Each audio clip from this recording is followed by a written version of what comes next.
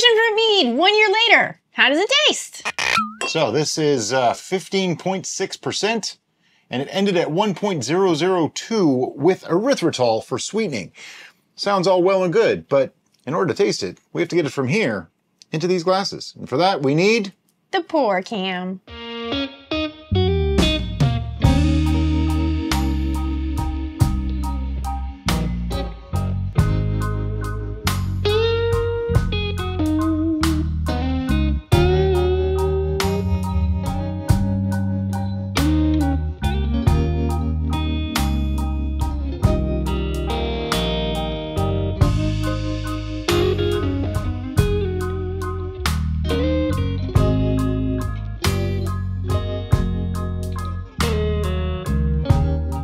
First thing I want to say about this is there was some sediment in the bottom of this bottle.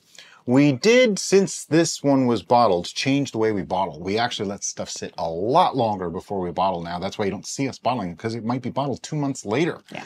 That's on purpose. It lets all this stuff fall out of suspension and it won't be in our bottles. So, But Brian's glass was the first pour, so if he can estimate its clarity, it's perfect. It's beautifully clear. It's perfectly clear. Even yours is pretty clear. You didn't get much in yours. Yeah, yeah, it is. Yeah, to do the pour cam properly, she has to pour kind of fast. Yeah. So it disturbs everything. It's a real litmus test of sediment. But anyway. The color is beautiful. It's this lovely goldenrod, but it's slightly more saturated in hue. It looks like a light whiskey. Yeah. It does. I would agree. And the smell, it's quite strong. Yeah, it's actually really nice for me. And this is a mead, so that's why I was like, okay, is this mead? Because I'm getting a little floral hint past the passion fruit. Yes. The honey is coming through. I'm definitely getting strong on the floral. Well, I mean, passion fruit has a strong floral to begin with, but there's like that little bit of a, I want to say buzz from passion fruit coming through in the smell too. It actually smells really nice. Yeah. As I recall, I wasn't super thrilled about this one when we first made it. But now it's actually quite nice. The passion fruit, if you're familiar with the fruit itself, has this sweet tart thing going on, and that really carries through in this beverage beyond the 1.002 gravity reading. I would say on the palate, because of that sharpness of the tart, I'm getting a more sensation of sweet. Does that make sense? Yes.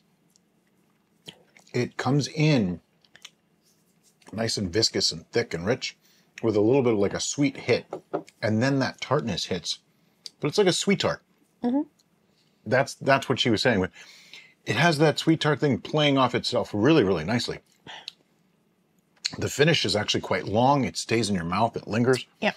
This is, for 1.002, this is surprisingly sweet tasting. Yeah.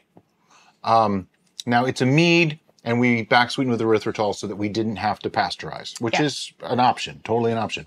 I think I would probably... I would have back sweetened with honey. Back sweeten with honey and just go ahead and pasteurize. Yeah, there's a little bit of honey character in the flavor, but not as much as I would have liked. I would have liked a little bit more. So it's good. Don't get me wrong. It's good, but I think it could be just a little bit better. Right now, it's like if someone did not tell me this was a mead, I might say, oh, this is passion fruit wine.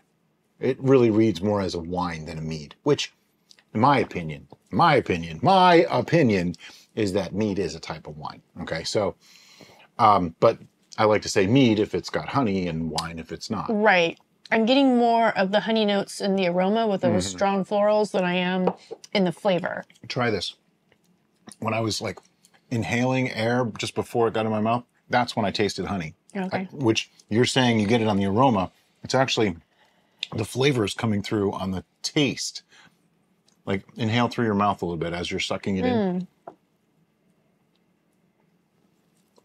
It's pure honey, and then when it hits, I get the passion fruit. It starts off honey. Yep, you're right. Yep.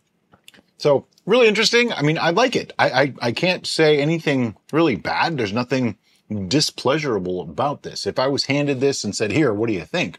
I would appreciate this. I like it. But I do know that because it's a mead, I would have liked maybe 20% more honey character than it has. Right. Which is a considerable amount, but it's not like huge. You know, like instead of using the erythritol, we could have just used honey and it probably would have been fine. But then we'd have to pasteurize. So there's sometimes a rhyme or a reason to why we do certain things. In this case, we probably wanted to show you how to not have to pasteurize because we go with what's popular at the time. Every once in a while, we'll see like a rash of comments about a certain thing. And at this time, I want to say, I think we had a lot of people saying, couldn't you just use a non-fermentable sugar? So we did a non-fermentable sugar. Does that mean that's the only way to do it? Oh, no. Of course not. Of course not. We could have used white sugar if we really wanted to. It would come out much the same, but you'd have to pasteurize. And white sugar doesn't add a lot for flavor, kind of like erythritol. We had used honey. Now we're adding flavor. You still have to pasteurize, but at least you're getting something for that extra work. All right, so we need numbers now. Yeah. There's just not a lot more to say. Yeah. It's quite good. There's a lot of really good flavors. If you like passion fruit, you will love this. Yes. I am not a huge fan of passion fruit, but I actually can appreciate this because it came out, it's a nice full-bodied wine. Really, really nice full-bodied wine. Okay. Yep. I think my dad would really like this. Yes, your dad would like this. So what we want to talk about now is repeatability. And that's the first... This is a 1 year. Oh, this is a 1 year. So we don't do that. I have no idea if this is repeatable or not. How's that? It probably is. I could probably guess what we did, but we don't do that on 1 year tastings. And I'm not cutting that out either because, you know, this is real life. And we'd like to show you. Shocker. So we just need to put an actual score number on this. This is our personal feelings on this beverage. Our bias is in full play here. It's if somebody handed this to us and said, drink this with your face, right? We'd be like, oh yeah. So that means I don't know it's a mead. This is just how pleasurable is the experience to drink this. I need more. We did big pours on purpose so that we didn't have to go back in and get sediment. But it also helps to get a real taste for it.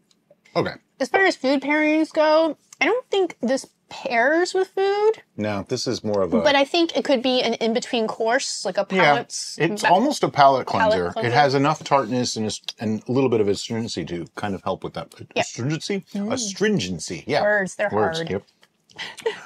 All right, I think I have a number. I do as well. 1, 2, 3, 7.5. Oh. Yeah, I was leaning on 8.5. Wow, that's a shocker. I told you, I like this. All right. Nice. So you're low. Why are you 7.5? And not 8 or 9 or 10? Put me on the spot. No. I like it, but I don't love it. And even though we're supposed to be judging it just as is and not as a mead, I still think I would really enjoy it more if it had that additional honey note. Yeah. Regardless of what name you put on it. I'm tasting the honey. We'll call this George. I want more honey. Sorry, George.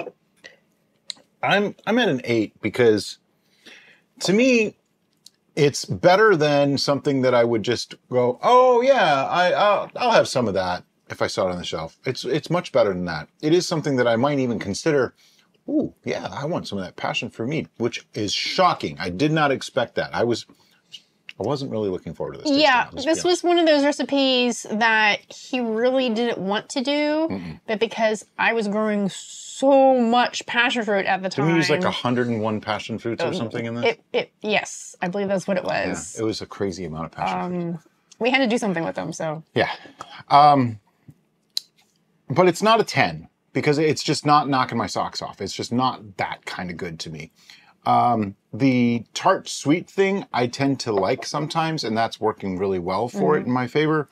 I am tasting some honey in it now. If it had more honey flavor, I think it would be even higher than an 8 for me. So there is that. The tart sweet thing I really like, but the tart is a little abrasive to me. And by abrasive, I mean I'm getting a physical, tactile sensation, if you will, kind of like sandpaper against my tongue.